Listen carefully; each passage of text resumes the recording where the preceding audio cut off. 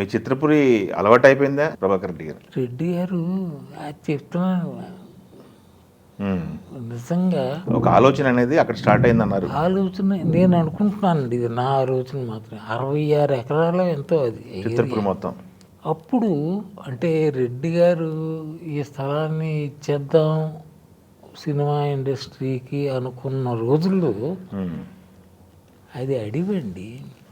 ఈ నక్కలు పూసలాళ్ళు వీళ్ళు తిరిగే ఏరియా అస్సలు వేస్ట్ ల్యాండ్. ఇది ఇలా పడి ఉండే ఎందుకు వాళ్ళకి ఇస్తే ఏమైనా పనికి వస్తుందేమో ఇచ్చారు. అది ఇప్పుడు ఎన్ని వేల కోట్ల ఖరీదు.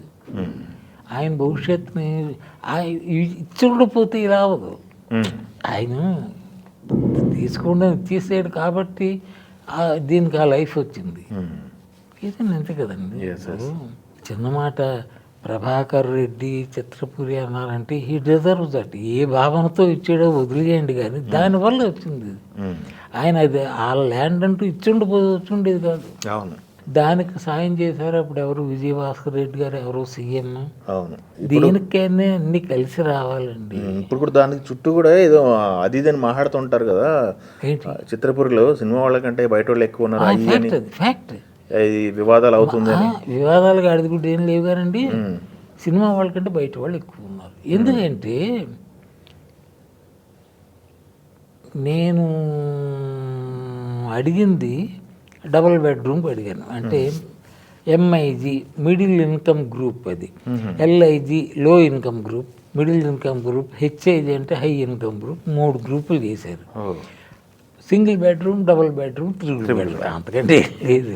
రో హౌస్లు, డూప్లెక్స్ అందరూ అవి ఇప్పుడు లేటెస్ట్ డెవలప్మెంట్స్. అక్కడ కొన్ని అక్రమాలు జరిగాయి, నో డౌట్ అండి, అది అందరికీ తెలిసిందే. ఇప్పుడు నేను తెలిసి ఇప్పుడు అక్రమాలు జరిగాయి అంటాను, రేపు జనం చూస్తారు ఏంటో అక్రమాలని కర్ర పట్టుకురారు ఎవరు. జరుగుతున్నాయి, జరుగుతుంటాయి. అక్రమాలు జరిగాయి అన్నది ఎందుకంటే అక్రమాలు జరిగే అవకాశం ఉంది అక్కడ. నాకు ఇప్పుడు నా పేరున ఉన్న ఆ డబుల్ బెడ్రూమ్ నా చేతికి రిజిస్ట్రేషన్ పేపర్లు అవి వచ్చేసరికి 22.5 లక్షలు కట్టానండి. నాకు వచ్చి నా సొంతం. I have every right to sell it of. దాన విక్రయ సర్వ హక్కులతో అది నా 22.5 లక్షలకు వచ్చింది. ఇప్పుడు దాని ఖరీదు 75 lakhs.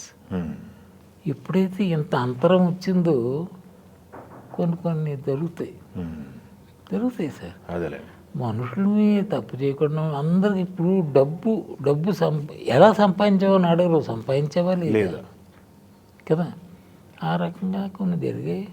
మీ పిల్లల లైఫ్ స్టైల్ ఒక రకంగా ఉంది, వచ్చిన మార్పులు ఏంటి? మీ లైఫ్ స్టైల్కి పిల్లల లైఫ్ స్టైల్కి వచ్చిన మార్పులు ఏంటి? నెక్స్ట్ 3వ జనరేషన్ మీరు ఏం అబ్జర్వ్ చేశారు? టెన్నిసన్ అని పేరు విన్నారా? కవి, మహాకవి టెన్నిసన్. ఆయన ఎక్కడ రాసాడు ఏంటో గుర్తులేదు కానీ ఒక మాట, old order changes yielding place to new, lest one good custom should corrupt the world. అది old order changes yielding place to new అంటే కొత్త నీరు వచ్చి పాత నీరు తోసేస్తుంది, పాత మాట. అది మహాకవి చెప్పక్కర్లేదు. కానీ ఆ నెక్స్ట్ది lest one good custom should corrupt the world. ఎంత మంచిదైనా ఒక కష్టం మారాల్సిందే, అది మారి ఇంకొకరు ఏదో రావాల్సిందే. ఆ వచ్చింది దానంత గొప్పది కాకపోవచ్చు కానీ రావాలి, మార్పు రావాలి. ఎంత గుడ్ కష్టమైనా ఇట్ బికమ్స్ స్టాగ్నెంట్ వాటర్, బ్యాక్టీరియాని బ్రీడ్ చేస్తుంది, మారిపోవాలి. మహాత్ములు పుట్టారు, ఏం చచ్చిపోతున్నాడు ఏంటి అనిపిస్తుంది. చావాలండి. గాంధీ చావాలి, ప్రతివాడు చావవలసిందే. ఆ చావు is not a bad thing. There is a vacancy, somebody else will refill it. Fact అండి, అది నా నమ్మకం. దేనికి విచారించాల్సిన పని లేదు. దేనికి